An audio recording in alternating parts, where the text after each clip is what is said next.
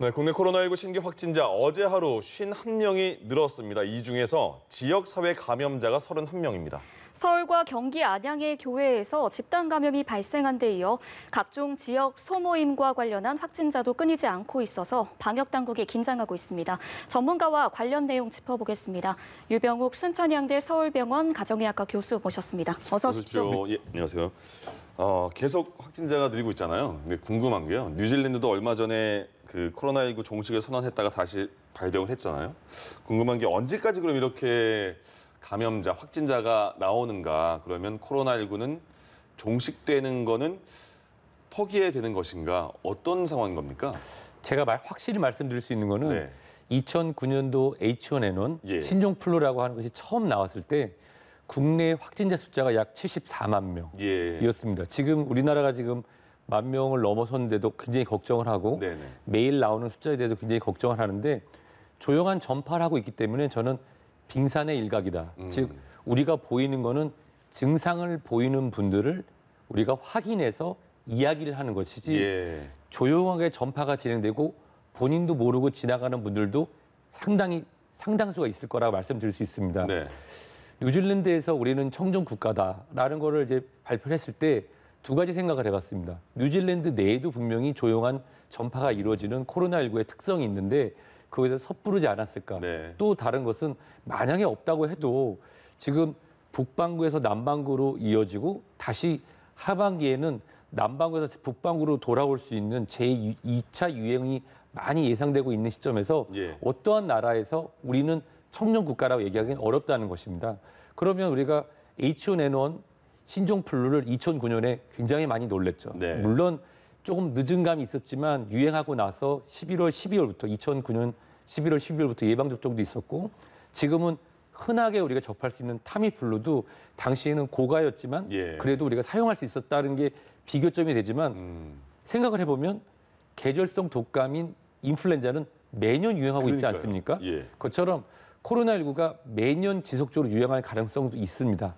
다만 이 RNA 바이러스인 코로나의 특성상 지속성을 갖기보다는 산발적인 2, 3년간의 집중적인 유행 이후에 그 이후에는 이 팬데믹, 전 세계적인 유행이 아닌 주기적인 에피데믹의 그런 성향을 보일 가능성이 높다고 개인적으로 보고 있고 그렇게 주장하시는 분들도 아직 있습니다. 그렇군요. 알겠습니다. 이번에는 수도권에 있는 교회 서울 관악구 왕성교회에서 집단 감염이 산발적으로 발생을 했습니다. 집단 감염이 발생했는데 신도수가 1,700명이나 되는 대형 교회라서 아무래도 더 확산되지 않을까, 확산 규모가 커지지 않을까 우려의 목소리가 나오고 있거든요. 우리가 여러 가지의 우려의 목소리가 있었습니다. 예를 들어서 5월 황금연휴 이후에 유태원 유흥시설 그리고 그 이전에는 구로 콜센터. 근데 실질적으로 특정 종교 집단으로 인한 대구 경북의 폭발적인 증가를 보이지는 않았었죠. 그런데 여기에 아까도 지속적으로 언론 보도가 나왔던 게 종교시설 관련해서 걱정하신 분이 많이 계세요. 그런데 대구 경북 지역에서 폭발적으로 발생했던 이유는 첫 번째 코로나19에 대한 특성을 지금보다 우리가 몰랐고 마스크 착용이라든지 또는 거리 두기, 손 씻기 중요성을 알고 있었지만 우리가 그것을 실천하지 않았다는 것이 차이가 있습니다. 지금은 덥지만 많은 분들이 마스크를 착용하려고 노력하시고 손 씻기와 개인 방역을 하기 위해서 그리고 또 우리가 이 종교시설을 참여하려면 방역 지침에 따라서 방문 목적, 이름, 그다음에 연락처가 들어감으로써 우리가 방역을 진행할 수 있는 부분이 있거든요. 다만 안타까운 것이 뭐냐면 아까 언론에서도 나왔지만 이 많은 100명 이상 모일 때는 모두가 마스크를 씁니다. 그런데 10명 이하로 작은 방, 소규모 모임으로 진행할 때는 마스크를 벗는 경우가 있어서 그렇다고 하면은 이 방역 규칙이 깨진 순간에는 코로나19가 감염, 노출, 발병이 가능합니다. 그래서 이번 좀 대형 교회이긴 한데 아주 많은 감염은 나타나진 않겠지만 적은 수보다는 우리가 생각하는 30명보다는 많은 숫자에서 확진자가 나올 가능성이 높고요. 교회 안에서의 감염보다는 감염됐지만 무증상이 있는 분들이 집이나 또는 다른 소규모 모임에서 2차, 3차의 감염이 나타날 가능성은 높다고 봅니다. 그 말씀하신 것처럼 이번에 코로나19가 정말 괘씸하다고 표현할까요? 무증상 감염자가 굉장히 많다는 거잖아요. 그러면 일반적으로 생활을 할 때 뭐 물론 저도 그런 무증상 됐다가 다시 완치가 된 사람일 수도 있고요. 그 무증상에 대해서는 저희가 그럼 어떻게 대처를 해야 되는지 지금 아주 중요한 얘기를 해주셨어요. 예. 지금 여기 3명이 앉아 있는데 이 중에 누가 코로나19에 노출됐으며 네. 노출됐으나 감염이 안 될 수도 있죠. 예. 노출되었다가 감염이 되고 그리고 면역 상태가 좋지 않아서 발병까지 됐지만은 증상이 없는 사람들도 있다는 겁니다. 예. 그렇다고 하면 앞으로도 이런 전수조사가 지금 준비되고 있는데 약간 기술적인 문제 때문에 진행이 안 되고 있는데 네. 그것을 통해서 우리가 어떤 숫자만큼이 노출, 감염, 발병되었으며 발병된 사람 중에 어느 정도가 증상이 있었고 무증상이었는지를 우리가 코로나19를 알아간다고 하면 예. 지금 우리가 할 수 있는 것이 네. 마스크 착용과 손 씻기, 사회적 거리두기를 하고 있는데 그 외에 어떤 방법으로 좀 더 이 발병, 확산의 속도를 낮추고 그다음에 치명률을 낮출 수 있을지 더 우리가 알 수 있을 것 같습니다. 예. 네, 앞서 전날 확진 판정을 받은 20대 여성은 마포구 소재에 있는 한 결혼식장을 방문했다라고 말을 했는데요. 이 여성은 식사 때만 제외하고는 마스크를 계속 착용했다고 했는데 이런 상황에서도 2차, 3차 감염을 우려해야 될까요? 이 마스크 착용을 잘 하고 계셨기 때문에 네. 마스크 관련한 것은 걱정이 좀 덜하지만 예. 이웃나라 일본에서 한 달 전에 어떤 실험을 했습니다. 뷔페 식당에 있는 사람 중에 한 명의 손에 이 형광물질을 묻히고 나서 식사가 진행된 다음에 네. 식사 이후에 형광물질이 얼마나 묻었는지 봤는데요. 우리가 만졌던 여러 사람이 사용하는 국자 또는 만졌던 테이블 또는 건넸던 수건 등을 통해서 주변에 있는 분들의 손과 얼굴, 코, 눈 등에 이 형광물질이 묻었던 것을 확인할 수 있었습니다. 네. 그렇기 때문에 우리가 아마 기억을 하실 텐데요. 이 택시를 운전하시면서 사진을 찍는 것을 부업으로 하시던 분이 예. 돌잔치 등에서 발생했던 이런 뷔페 식당에서 발생했던 게 어린아이와 할머니, 할아버지까지 감염된 사례를 봤을 때 예. 이분께서 마스크를 잘 착용했다 하더라도 손 씻기에 관련된 우리 개인 방역이 좀 부족했던 부분이나 만약에 최근에는 이 결혼식 등에도 밀집이 되진 않지만 밀집된 분들이 손 씻기에 대한 방역을 좀 게을르게 했다고 하면은 물론 다수는 아니겠지만 어느 정도의 확산세는 예측할 수가 있을 것 같습니다. 그러면 추가로 이제 이 여성분이 그 왕성교회 신도인데 거기서 확진이 됐고 그리고 모른 상태에서 다시 결혼식장 간 거잖아요. 근데 결혼식장에서는 계속 마스크를 쓰고 다녔고 근데 밥 먹을 때만 마스크 벗었다. 그러면 그 주위 같이 함께 그 시간에 있던 분들의 걱정은 커지지 않겠습니까? 어느 정도 그 확산 2차, 3차 감염에 대한 가능성은 어떻게 볼 수 있을까요? 최근에 이제 중대본에서 나온 새로운 지침을 보면은 우리가 그 31번째 환자분 이 사례를 볼 때 예. 굉장히 오랫동안 입원했던 게 그렇습니다. PCR이라고 하는 검사가 굉장히 유용하지만 감염력이 떨어지는 바이러스 또는 죽은 바이러스 조각까지 우리가 확인할 수 있었다. 네네. 이분은 노출돼서 감염되고 발병이 됐으나 증상이 없는 상태였기 때문에 면역이 좋았고 그것이 시점이 만약에 어느 정도 진행된 다음이라고 하면은 바이러스가 노출되는 양이 적고 감염의 가능성이 떨어질 수 있습니다. 네. 다만 결혼식장에 오셨던 분 중에서 면역이 약했던 분 그리고 집단적으로 노출됐지만 유난히 바이러스가 많이 노출됐던 분에서는 감염의 가능성은 충분히 있습니다. 그러네요. 네, 예. 교회 내에서 발생하는 집단 감염 얘기를 계속하고 있는데요. 경기도 안양시 주영광교회에서도 확진자가 발생했습니다. 이틀 사이에 11명이 코로나19 확진 판정을 받은 건데 이들 중에는 어린이집 근무자 2명도 있다고 파악이 됐어요. 감염 경로는 어떻게 파악이 되고 있습니까? 제가 빙산의 일각이라는 표현을 들었는데요. 네. 제가 실제로 빙산을 본 적은 없지만 예. 배가 빙산하고 충돌하는 여러 가지 이유가 이쪽에 큰 빙산이 보입니다. 물 위에 이렇게 보이면 그리고 저쪽에 작은 게 보이면 요 중간에 우리가 지나가도 되겠지 하다 쿵 하면 실제로 밑에 큰 얼음 덩어리가 있는 경우가 있거든요. 네. 우리가 지금 얘기하고 있는 깜깜이 감염이라고 하는 게 우리가 보이는 부분, 여기에 빙산, 여기에 한 30분 있고 여기 10분 정도 있지만 그 밑에 큰 감염의 흐름이 있을 수 있다는 게 전문가들의 생각이고 예. 저희 생각도 같습니다. 우선 그 연결고리를 확실히 찾기는 어려울 것으로 판단이 되고요. 우선은 많은 사람이 코로나19에 노출되고 있는 시점에서 예.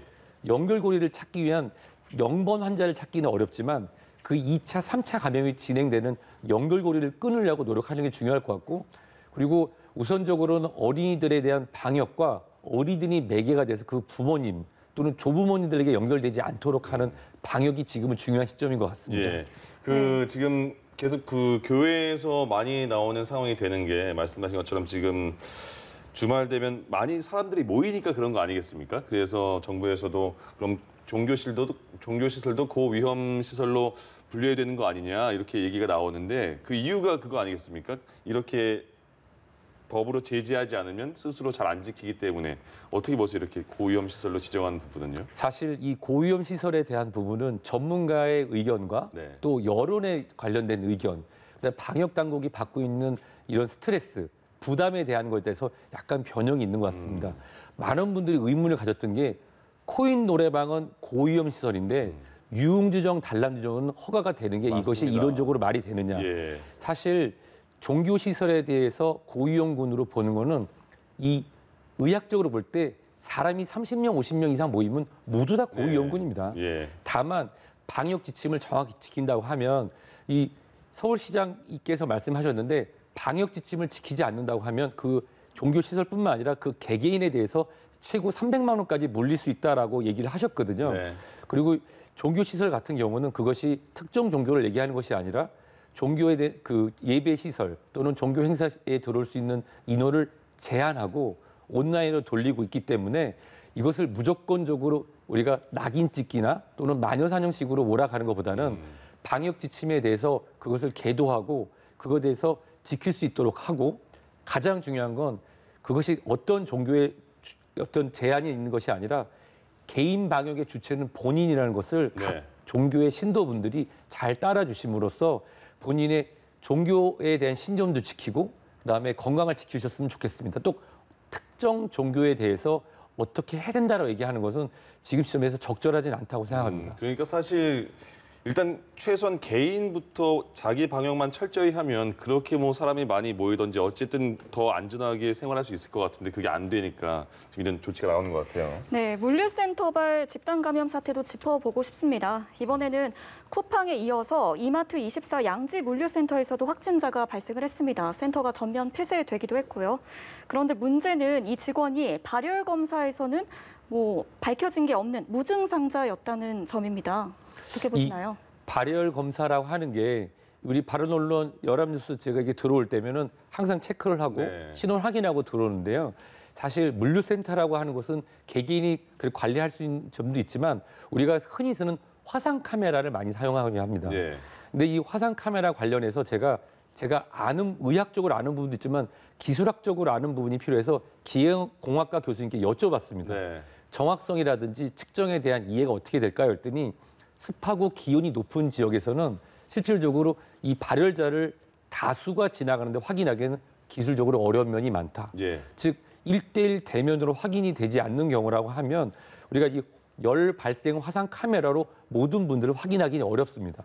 또 하나는 이분이 근무하시는 환경에 들어갔을 때는 아까 노출돼서 발병됐지만 무증상 상태였고 근무 이후에 증상이 나타나서 감염이 확인됐을 수 있었기 때문에 이런 부분은 어떤 관리의 책임이라기보다는 코로나19의 특성을 우리가 좀 이해하면서 이 환자분이 밀접 접촉됐던 직장뿐만 아니라 개인적인 공간인 집 또는 친구, 소모임 등을 중점적으로 연결고리를 찾아야 될 시점일 것 같습니다. 그렇군요. 코로나 이전으로 돌아가는 거는 뭐 불가능하지 않나 이런 얘기도 나오는데 새로운 또 환경에 어떻게 적응하느냐도 문제일 것 같습니다. 자, 그리고 안타까운 소식이요. 그 안산의 유치원에서 나온 그 이른바 햄버거병, 그러니까 신장이 굉장히 안 좋아지는 그 병에 걸린 아이들이 되게 많고요. 그 가족들도 있고 일단 그게 식중독 증세를 보이는 사람 중에서 더 심각하게 햄버거병까지 발병이 된 건가요? 이 부분은 앞으로 역학조사가 지속적으로 진행이 돼야 되는 부분이 있는데요. 우리가 일단 햄버거병이라고 불리는 것은 대장균으로 시작된 거고 이웃나라 일본에서 먼저 확인이 됐었습니다. 우리에게 처음 알려진 거는 2011년 햄버거 패티, 즉 분쇄육에서 나온 거고 5157균이라고 우리가 많이 들어봤습니다. 실제로는 이 대장균에 2를 붙여서 0157, 그다음에 H7이라고 불리는 것이 정확한 표현인데 보통 우리가 O157이나 또는 우리가 장출혈성 대장균에 의한 식중독균 이렇게 부르고 있죠. 예. 이 특성상 분쇄육과 일반적인 스테이크 고기 덩어리는 차이가 있습니다. 분쇄육이라고 하는 것은 네. 우리가 일반적으로 패티라고 부르잖아요. 여러 가지 부위를 섞어서 그것을 갈아서 이것이 냉장 또는 냉동 포장돼서 가는데 완전히 가열되지 않는 부분이 발생할 수 있고 고기를 만드는 부분에서 뭐 사실은 이거는 내장에 있는 대장균이 왜 고기 패티에 들어갔나 이런 의문을 가져서 혹시 내장까지 갈아서 만든 건 아닌가 하는데 요즘은 그럴 일은 전혀 없고요. 네. 다만 이 분쇄육을 준비하는 과정에 혹시라도 이 덩어리 고기나 또는 내장을 조리했던 도마나 칼 또는 그 조리를 하는 분의 손에 묻어있던 것이 들어가서 그것이 오랜 기간 동안 균이 잠복해 있다가 완전히 가열되지 않은 상태에서 5세 미만의 어린이 또는 65세 이상의 어르신 또는 만성 신장 질환이나 면역이 떨어진 분들에게 노출이 됐을 때 왜냐하면 정상 성인에서는 가볍게 앓고 지나는 경우가 많지만 5에서 15%에서는 치명적인 이 용혈속